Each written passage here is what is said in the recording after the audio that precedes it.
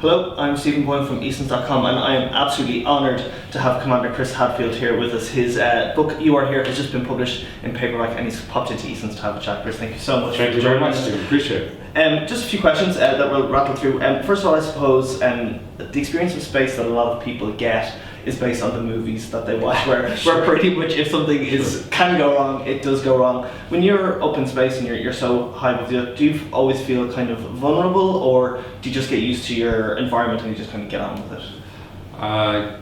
You spend a huge amount of your life getting to a level of technical readiness so that even though there's a higher risk of something going wrong, you're comfortable with it. You know, it's sort of like maybe driving a car down the motorway. Okay. You know, you realize that you're in way higher danger than if you're just sitting in your living room at home. But you've got your driver's license and you've practiced and you sort of know what you're doing. And so even though the risk is higher, you're at a level where it doesn't bother you. And so in the spaceship, no, you're not worried at all. It's just another place to live that you hopefully figured everything out. Has anything ever come up when you've kind of thought to yourself, oh, we've never actually prepared for this part? Well, you know, when I came back from my first space flight 20 years ago, after landing, I was thinking about it, and I realized nothing went according to plan. Nothing. But everything was somewhere within the scope of what we prepared for. Mm-hmm. So even though almost everything was like, I wasn't expecting it to go like that, but okay, well, I know I can figure out what to do and solve these problems. We had some pretty serious ones over my 3 flights, but we managed to prevail over all of them, which is kind of a tribute to all of the preparation we did. What was the hairiest moment you've had? 4 days before we came back from my 3rd space flight, the entire space station started leaking its main coolant, spewing its main coolant out into space, which means we would have to abandon ship. So we had to do an emergency spacewalk to go out and replace this thing the size of a refrigerator. It was really questionable as to whether it was going to work or not, but it saved the day, and we got home on time, even, amazingly enough. And the space station stayed healthy, which was very much in doubt at the time. It's incredible. How does it being in space change your perspective on it? I mean, it must change everything radically for you.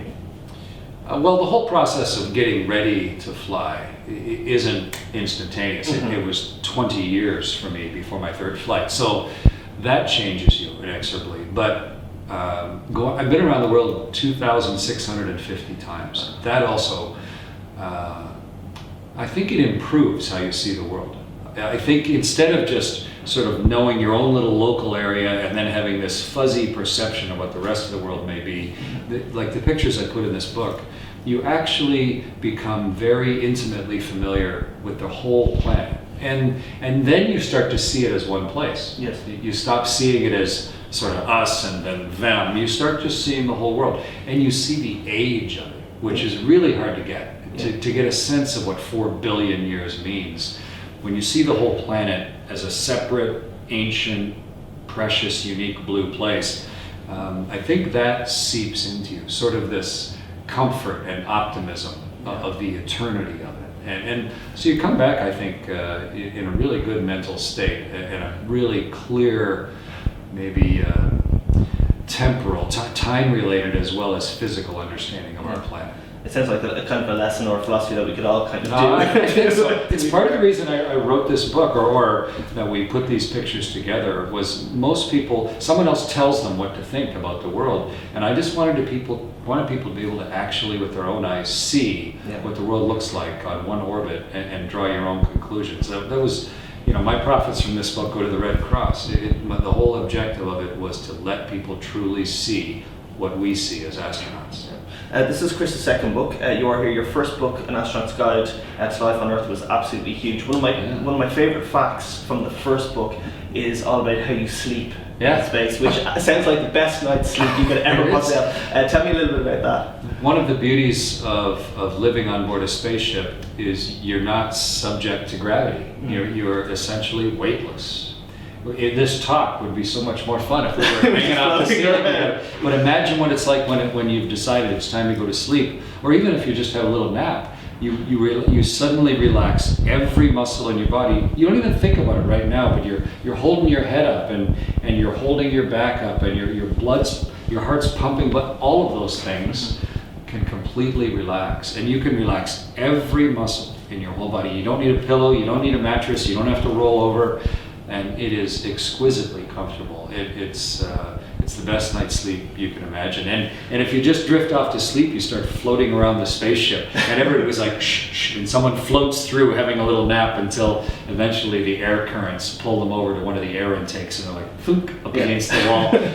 It's just the way it is. But no, I think maybe someday, once rockets are a little safer, it'll be a great health spa for people living on board a spaceship. We need to get people working on that. Actually. Your work here, as you say, is a collection of photographs, and it's great fun because it's not just photographs. There's very kind of humorous things to go along with it. Was every time you looked out the window of the space station, did you get a different view? Was everything that you saw different each time? The first time you go around the world, there's so much to see that you sort of just. You focus on stuff that you recognize. Mm-hmm. You know, if you're coming up in Ireland, you wouldn't look at everything. You'd go, okay, where's Cork? Oh yeah, oh look, there's Cork. And then there's the Dublin. I can see right up to the north. I can see all of the natural coastline, see Galway.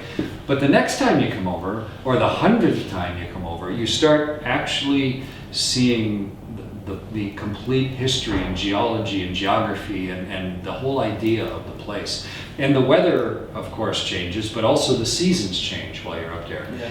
And the lighting changes. And so it's what I felt like, it was as if Mother Earth, every time I came around, said, you thought last time was interesting? Wait until what I'm going to show you this time. Then you get better at looking at it. Then you know to look back in the sun glint, so it brings out the detail of the water that you might have missed otherwise.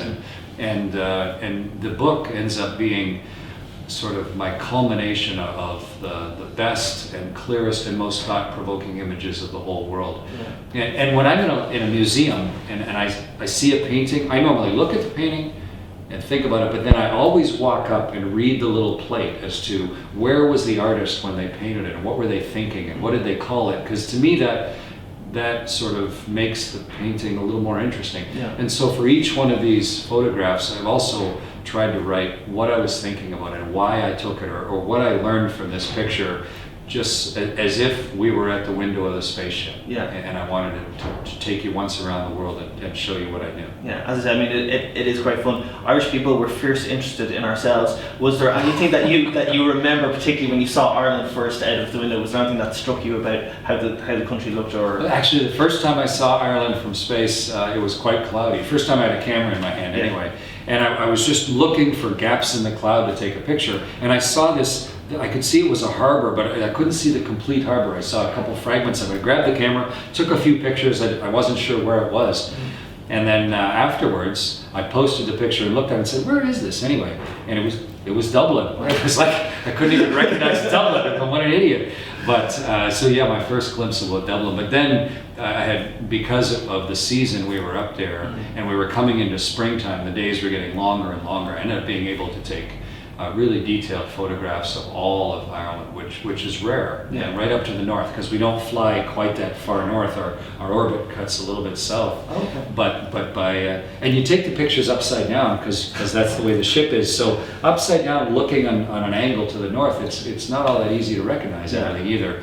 But I did manage to get pictures of just about everywhere, and it was a delight going through them to choose what to put in the book. That's incredible, because I can barely take a picture standing up straight with the camera pointed at what it's supposed to be. Yeah. You said at the end of the first book that writing the book was incredibly important to you because it was kind of an encapsulation of your life, and having it in one piece was really important. Did you enjoy the process of writing the two books, and can we expect any space fiction from you anytime soon? I really enjoyed the process. I've always liked writing. I liked language and English language.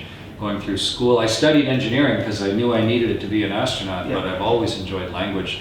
We're in the process of writing a children's book right now based on semi-biographical experience, but in order to help, I think, what is a fairly common problem with young kids, things they're afraid of, and how to think about that. But then after that will be another adult book, and the topic of it we'll see. My wife is actually saying you should maybe try writing fiction, something based on your experience. So we've been thinking about that as well. Very good. Okay, watch this space. Finally, as you know, we love books in Eason's, and we always ask our authors, is there anything that you've read recently that you would recommend for people to read?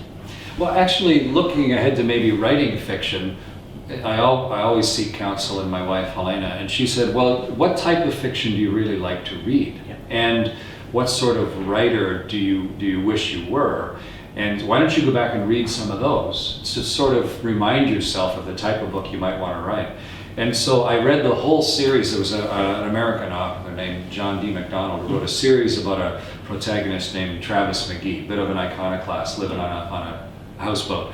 And so I read several of those. And I just love the way that John MacDonald uses English, the way he's like a painter who has minimal brushstrokes. And then I went back and read Dick Francis as well, who was a jockey and then wrote about a bunch of sort of mystery stories, but always based around the horse racing world, because I like the deft way that he paints characters and the simplicity of it, and sort of an environment with a mystery in the middle of it. And that may be the sort of fiction that I would write, but base it on my own experiences. Yeah. And then just now I'm reading the latest Elizabeth George, which is Inspector Lindley series and Barbara Havers and all that. Just such an intricate, interwoven plot. It's fun to read as well. But I think it's good, if you're looking for a recommendation, that if you've read a series, say a decade ago, to go back and read it again. Yeah. You'll have forgotten more than you remember, and you'll probably even be more delighted by what it was that attracted you in the first place. That's fantastic. Well, I'm taking that we're going to have a crime novel set in space. But Conor Hadfield, thank you so much for coming in and joining us today. Thanks, Stephen. It was very nice talking to you. Thank you very much. You are here, and An Astronaut's Guide to Life on Earth are available at Eason.com and in all Eason stores. See you soon.